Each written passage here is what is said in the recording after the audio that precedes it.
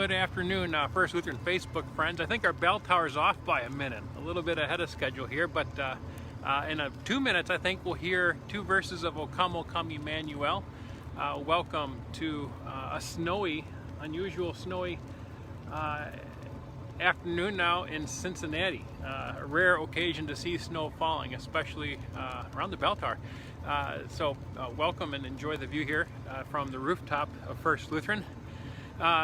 Updates on the, let's see, we'll start with the bell tower. The bell tower continues to be today at 1 o'clock. So in about 1 hour, there'll be 2 engineers here to look at the question of how do we stabilize the bell tower supports that are beneath the bell tower. They're 44 feet tall and they go down. Then on top of that are the beams and the main tower you see behind me. So they're going to be looking into that. And then with that, we'll hopefully by the second week of January have a report from them on how to do that.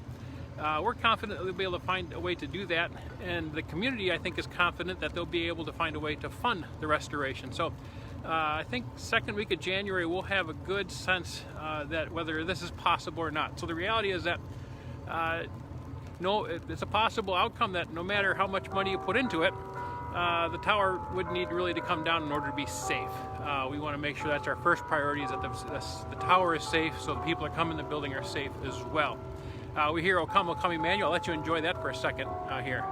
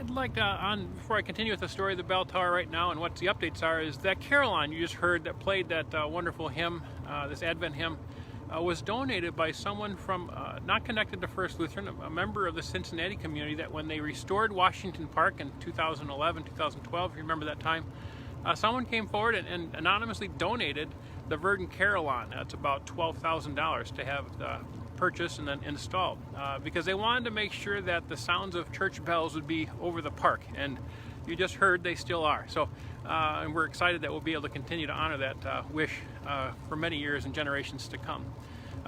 So with that, back on the updates is the Cincinnati Enquirer interviewed me yesterday, and there's, if you go to the Enquirer Cincinnati.com website, you'll be able to find a short article there that I think does a fantastic job of presenting the current situation, the efforts to save the tower. So please check that out. We're appreciative of accuracy in the press and media. So thank you to Quinlan, the author of that, for taking the information and accurately presenting it to the community. So that is great. Check that out. Moving from the bell tower, though, that's a big challenge, but it's not, certainly does not define First Lutheran. And so I'm excited to report that not only have engineers coming here at 1, but 11 o'clock, I was able to send out a message to our leadership team proposing our final missional gifts for the year. And what that does is it's going to, the 3 more recipients will put us at, we will have given $20,000 away in 2020. So a 2020 vision. So $20,000 given away to ministry partners. And some of those recipients this year are just all around me here in our missional core territory here. And today we highlighted, over that way would be Wesley Chapel Mission Center. Becky Costello, the executive director, is retiring after 18 years. They serve children after school program up on McMicken Avenue across from Grant Park. So it would be a donation to them. Also a donation, if you look up the hill just beyond University of Cincinnati and Clifton, on Bond Hill is Bethany House is constructing a new shelter, combining 5 of their houses into one. And they will be specializing or focusing on single parents with children. So we're happy to support that important ministry. And then a third one is over in that direction is by Ziegler Park is Peaslee Neighborhood Center, an advocacy organization that helps and supports youth, but also teaches advocacy mindfulness. So those are three specific, but many more beyond that. We can look over here at our neighbors at Tender Mercies, who we've gifted this year. Behind me down there lower is Venice on Vine, Power Inspires Progress, Jobs Training, Rothenberg Academy, School for the Creative and Performing Arts, the Over the Rhine Community House, Ing is over there. The list goes on, and so it's out of the generosity that the supporters of First Lutheran that we are able to be generous to the people in our neighborhood who are helping those who are in greatest of need. So thank you for your generosity during this difficult year. But we won't stop at the end of the year. We continue this into next year. So again, we're not just about preservation. We're also here, more importantly, for transforming lives, especially of those who are in greatest need amongst us. And a third focus today message would be, I got the reminder here, is face mask. That's a pandemic. It's keep wearing those.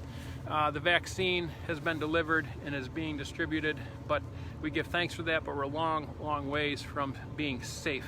And so I need you to yourself and encourage others to continue to socially distance, wear those masks, stay home, avoid travel whenever possible, and let's keep everyone healthy. We're getting close to the end here.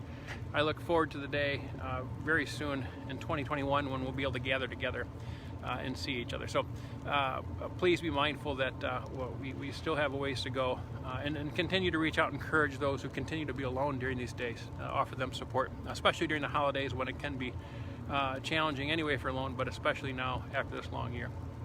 With that, I invite you to join with me in prayer on this day. The Lord be with you. Gracious God, we give you thanks for this week you have blessed us with.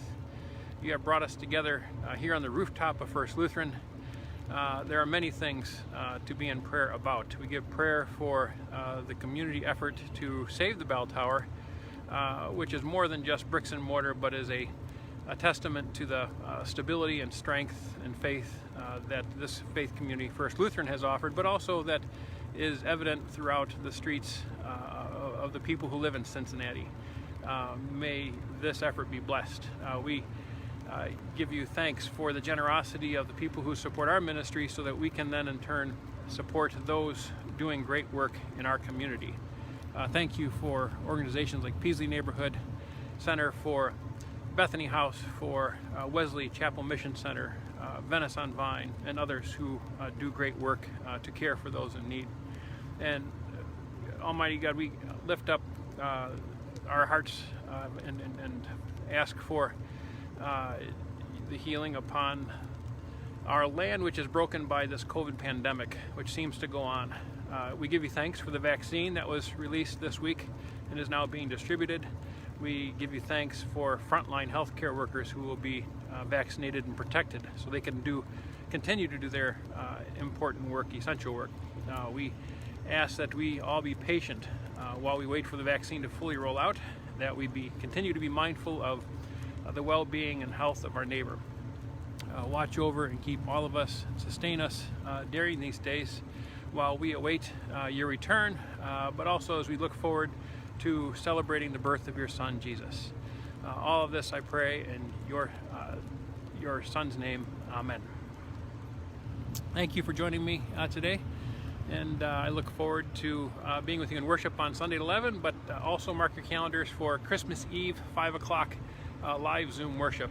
Will be fun. This Sunday, in particular, we're having our Christmas program, Children's Christmas program, Irwin's Christmas Star, 11 o'clock, and again, 5 p.m. on Christmas Eve. Look forward to seeing you then. Go in peace, share the love of God. Thanks be to God.